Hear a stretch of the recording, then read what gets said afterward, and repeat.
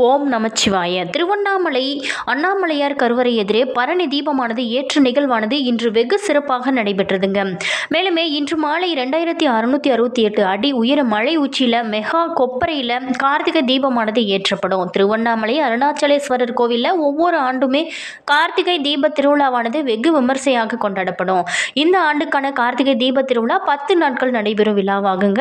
இந்த ஆண்டு கார்த்திகை தீப திருவிழா கடந்த 24ஆம் தேதி கொடியேற்றத்துடன் தொடங்கியிருக்கு.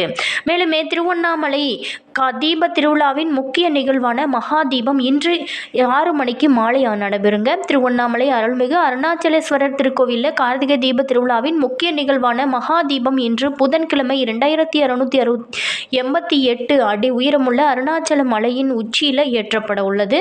இதற்கான தீவிர ஏற்பாடுகளுமே மும்முரமாக நடைபெற்று வருகிறது. மகா தீபத்திற்கான கொப்பரை பார்த்தீங்களா டிசம்பர் 2ஆம் தேதி அன்று பார்த்தீங்களா மலைக்கு கொண்டு செல்லப்பட்டது. கடந்த டிசம்பர் 1, 2024 அன்று பெங்கால் புயல் காரணமாக பெய்த மழையால் ஏற்பட்ட நிலச்சரிவில் நிறைய பேர் பார்த்தீங்களா உயிர்ந்திருக்காங்க. இந்த சம்பவம் இந்த ஆண்டு பாதுகாப்பு நடவடிக்கைகளை வலுப்படுத்தும் காரணமாக அமைஞ்சிருக்கு. மேலுமே தீப திருவிழாவின் போது பொதுமக்கள் மலை ஏறுவதை தடுக்க வேலூர், திருப்பத்தூர் போன்ற அண்டை மாவட்ட வன ஊழியர்கள் உள்ளூர் குழுக்களுடன் இணைந்திருக்காங்க.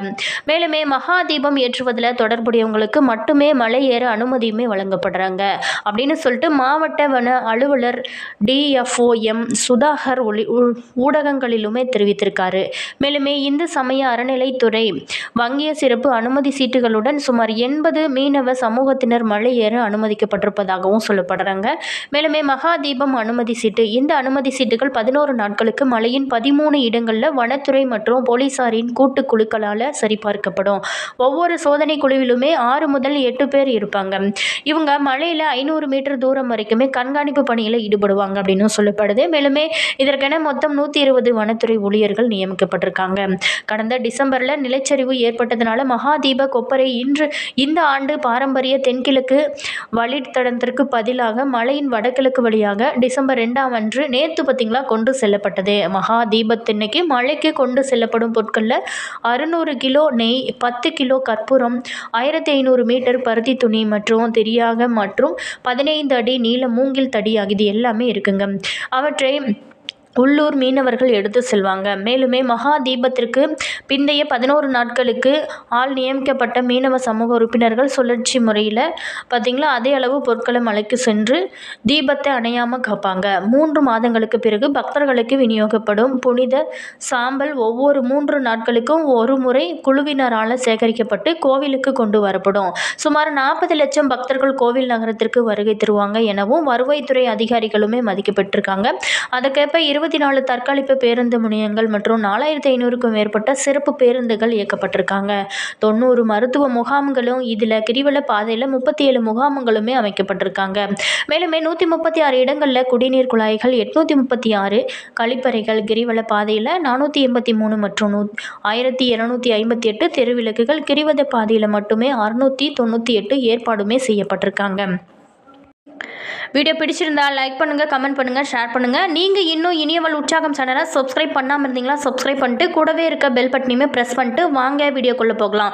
இன்று பார்த்தீங்களா பரணி தீபமானது 2025 ஏற்றப்பட்டதுங்க.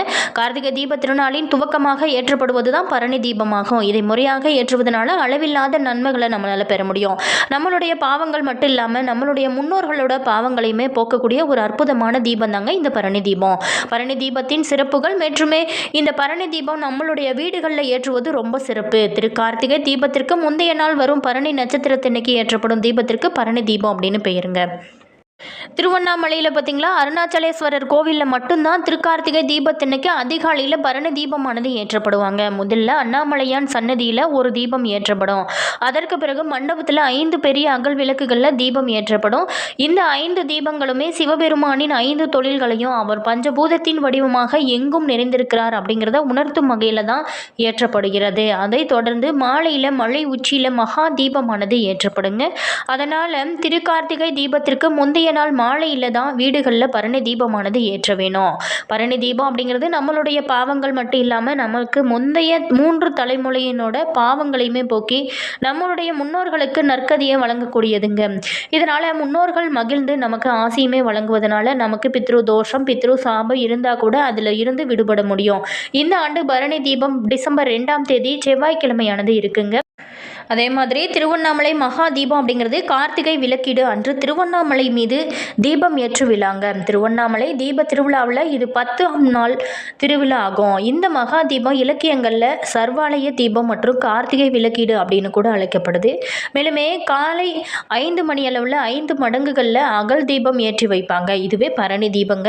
கார்த்திகை மாதத்தில் பரணி நட்சத்திரத்தில் இந்த தீபம் ஏற்றுவதனால பரணி தீபம் என அழைக்கப்படுது. 5 மடங்குகளுக்கும் படைத்தல் காத்தல் அழித்தல் மறைத்தல் அருளல் என்ற ஐமொழில் புரியும் இறைவனோட 5 திருமுகங்களையுமே குறிக்கும். மேலுமே மகா தீபம் தீப திருநாள் இன்னைக்கு அதிகாலையில் மலை அடிவாரத்தில் ஏற்றப்படுவதை பார்த்தீங்களா பரணி தீபம் அப்படின்னும், மாலையில் மலை உச்சியில் ஏற்றப்படுவதை மகா தீபம் அப்படின்னும் சொல்லப்படுறோம்.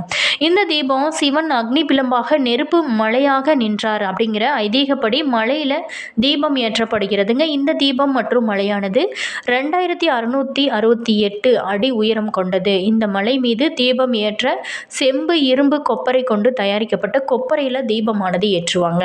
இந்த கொப்பரையை 1668 பிரதானி வெங்கடாபதி ஐயர் அப்படிங்கிறவர் வெண்கல கொப்பரையாக செஞ்சு கொடுத்தாரு. அதுக்கப்புறம் 1991 இரும்புனால உருவாக்கப்பட்ட கொப்பரை தற்போது இருக்குங்க. இது பக்தர்களோட உபயம் ஆகும். இந்த கொப்பரையை மலை மீது வைக்கும் உரிமை பெற்றவங்க பர்வத் ராஜகுலத்தினர் மீனவர். இந்த தீபம் ஏற்ற சுமார் 3000 கிலோவுக்கும் மேற்பட்ட நெய்யும் 1000 மீட்டர் காடா துணியுமே பயன்படுத்ததாக சொல்லப்படுது. இந்த மகா தீபம் ஏற்றுகின்ற உரிமை பர்வத ராஜகுலத்தினர் பெற்றிருக்காங்க. இவங்க செம்பவடவர்கள் எனப்படுவாங்க. சிவன் படையினர் செம்பவடர்கள். இதன் நினைவாக இவங்களுக்கு இந்த உரிமையானது வழங்கப்படுவதாக சொல்லப்படுறாங்க. இவங்க தங்களுக்குள்ள ஒரு முறை போட்டுக்கொண்டு ஆண்டுதோறுமே மலை மீது தீபமானது ஏற்றுவாங்க. மலையில் தீபம் ஏற்றுவதற்கு முன் கோவிலில் பஞ்சமூர்த்திகளுக்கு தீப தரிசனம் காண்பிக்கப்படுங்க. இந்த நேரத்தில் பக்தர்கள் கூட்டம் கோவிலில் இந்த தீபத்தை காண அலைமோதும். தீபம் ஏற்றும் நேரம் நெருங்கியவுடன் அர்த்தநாரீஸ்வரர் தோன்றுவாருங்க. இறைவன் தேவிக்கு தன்னுடைய இடப்பாகம் அளித்து இன்று அழகாக காட்சி அளிப்பார். அதன் நிறைவாக 3 நிமிடத்தில் அர்த்தநாரீஸ்வரர் வந்து தரிசனம் தருவார். பின்பு உடனே மலையில் 6 மணிக்கு தீபம் ஏற்றுவாங்க. அப்பொழுது அண்ணாமலையாருக்கு அரோகரா அண்ணாமலையாருக்கு அரோகரா அப்படின்னு முழக்கமே இடுவாருங்க. மேலுமே கார்த்திகை தீபத்தினைக்கு மலை வளம் வருதல் அதாவது கிரிவலம் வருதல் ரொம்ப சிறப்பானது. அந்த நாளில் வளம் வருதல் அவங்களுக்கு பாவை விமோசனம் நிச்சயம் கிடைக்குங்க. கர்ம வினைகளை போக்கும் அப்படிங்கிறது அந்நகர மக்களோட நம்பிக்கையாகவும் இருந்து வருது. அதே மாதிரி திருவண்ணாமலையில் கார்த்திகை தீப திருவிழாவின் சிகர நிகழ்வான மகா தீபம் என்று இருக்குங்க. இதன் முக்கியத்துவம் நம்ம என்ன அப்படிங்கிறத முழுமையாக பார்க்க போகிறோம். கார்த்திகை தீபம் அப்படிங்கிறதும் பக்தர்களோட நினைவுக்கு வருவது திருவண்ணாமலை மகா தீபம் தாங்க.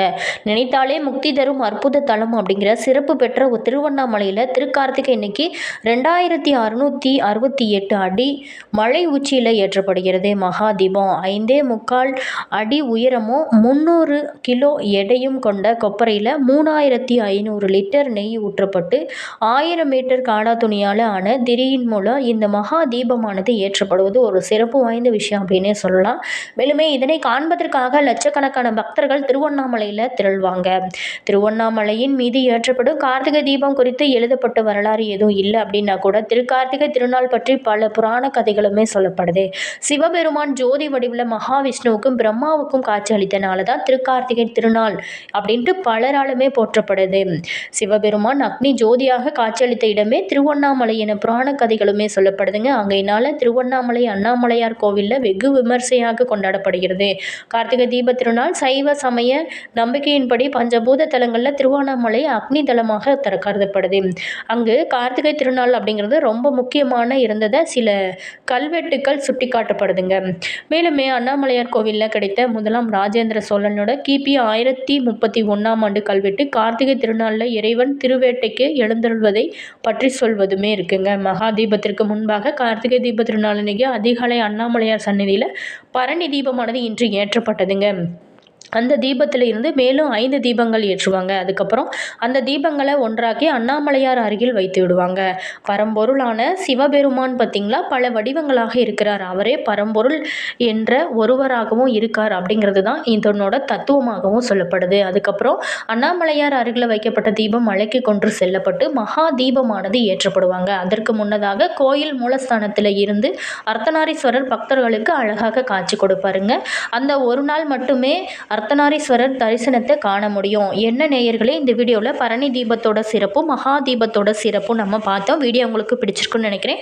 வீடியோ பிடிச்சிருந்தா லைக் பண்ணுங்கள், கமெண்ட் பண்ணுங்கள், ஷேர் பண்ணுங்கள். நீங்கள் இன்னும் இனியவள் உற்சாகம் சேனலை சப்ஸ்கிரைப் பண்ணாமல் இருந்தீங்களா சப்ஸ்கிரைப் பண்ணிட்டு கூடவே இருக்க பெல் பட்டனையுமே ப்ரெஸ் பண்ணிக்கோங்க.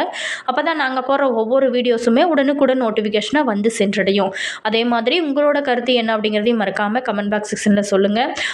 உங்களுக்கு சிவபெருமான் பிடிக்கும் அப்படின்னா ஓம் நமச்சிவாய அப்படிங்கிற அந்த மந்திரத்தை மறக்காமல் 3 முறை பதிவு பண்ணுங்கள். All viewers, thank you.